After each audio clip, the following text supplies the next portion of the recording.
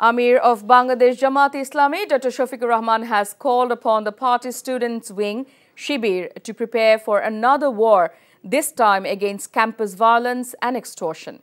He said this during his speech at the Islami Chhatra Shibir Central Member Conference 2024 at the Sohrawardi Udyan in the capital today. He said the Awami League has declared war against the people of the country for the past 15 years, but due to the mass movement of the students and the public, that autocracy has now fled.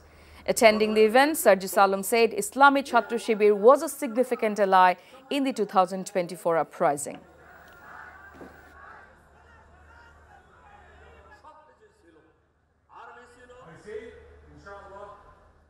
এই অভ্যুত্থানের রাজপথে থাকা, পরামর্শ দেওয়া, গুরুত্বপূর্ণ পদক্ষেপে সহযোদ্ধার মতো ভূমিকায় থাকার কাজগুলো করেছিল বাংলাদেশ ইসলামী ছাত্র শিবির।